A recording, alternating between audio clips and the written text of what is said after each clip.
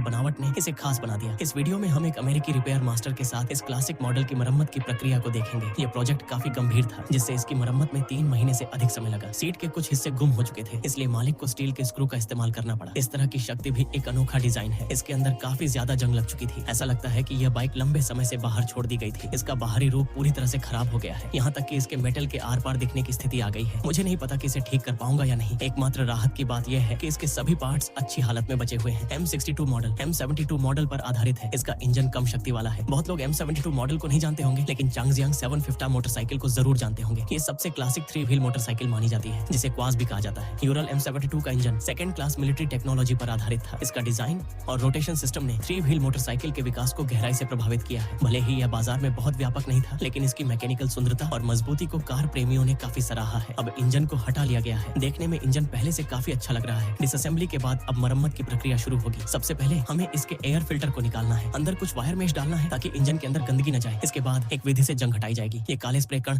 Black steel है। Spray करते समय हवा में इनका फैलना खतरनाक होता है, जिससे फेफड़ों में धूल जा सकती है। ये एक गलत उदाहरण है, कृपया इसे न दोहराएं। जंग हटाने के बाद सतह से ग्रीस हटाने के लिए अल्कोहल का प्रयोग किया जाता है। फिर छिद्रों में सॉलिडिफिकेशन एजेंट का प्रयोग कर सतह को मजबूत किया जाता है। सुखाने की प्रक्रिया को तेज करने के लिए इंफ्रारेड लाइटिंग का इस्तेमाल किया जाता है। इसके बाद सतह को चिकना और मुलायम बनाने के लिए पॉलिश किया जाता है। फिर सतह की मजबूती और कोटिंग को चिपकने से रोकने के लिए बॉटम एयर स्प्रे किया जाता है। बॉडी पर काले रंग का चयन किया गया है और टॉप कवर पर एक जटिल केमिकल कोटिंग की प्रक्रिया की जाती है। कोटिंग से पहले एक एयर लेयर लगाई जाती है ताकि सतह सुरक्षित रहे। कोटिंग में lipid, hydrogen peroxide, sodium bicarbonate, potassium और भापयुक्त पानी का प्रयोग होता है। ये प्रक्रिया डुइन कहलाती है, जो रासायनिक प्रतिक्रिया पर आधारित होती है। रेस्टोरेशन एजेंट के माध्यम से सिल्वर कण धातु की सतह पर जमा हो जाते हैं। अंतिम चरण में आप एक जादुई रासायनिक प्रतिक्रिया देख सकते हैं। डुइन पूरा होने के बाद सतह को भाप वाले पानी से साफ किया जाता है। अंत में सतह शीशे जैसी चमकदार हो जाती है। अब हम आज के भारी हेड वॉश की मरम्मत करेंगे। ये एक हॉरिजॉन्टल कंट्रोल इंजन है। बाहर से इसका डिजाइन वाकई में बहुत आकर्षक है, जैसे मसल लाइन, शक्ति से भरपूर, हाई प्रेशर बैक बैटरी या मैग्नेटिक मोटर हो सकती है। इलेक्ट्रिक प्रेशर को 15,000 से 30,000 वोल्ट तक बढ़ाया जाता है और फिर फायर स्पार्क से इंजन चालू किया जाता है। इसका पावर 620 सीसी है, जिसमें लगभग 36 हॉर्स पावर और 45 Nm का टॉर्क है। हॉरिजॉन्टल डिजाइन के कारण air tank centre of gravity को कम करता है, जिससे जटिल रास्तों में प्रदर्शन बेहतर होता है। इसका निर्माण हाई स्ट्रेंथ स्टील से हुआ है, जो 40 से 50 डिग्री तापमान में भी काम करता है। यह इकलौता वाहन है जो बेहद ठंड और गर्मी में काम करता है। इसका डिजाइन फास्ट रिपेयर के लिए है। इसके जीरो वेस्ट पार्ट्स उच्च गुणवत्ता के हैं। ये मूल BMW और 71 के साथ संगत हो सकता है। अब इंजन के पार्ट्स की सफाई की जाएगी। इंजन क्लीनर और पानी को अलग अलग मिलाकर तापमान बढ़ाया जाता है ताकि ग्रीस और तेल को जल्दी हटाया जा सके, लेकिन तापमान 60 डिग्री से अधिक नहीं होना चाहिए ताकि पार्ट्स को नुकसान न पहुंचे। इसके बाद उच्च दबाव वाली वाटर गन से सफाई की जाती है। अगर आपको फोबिया है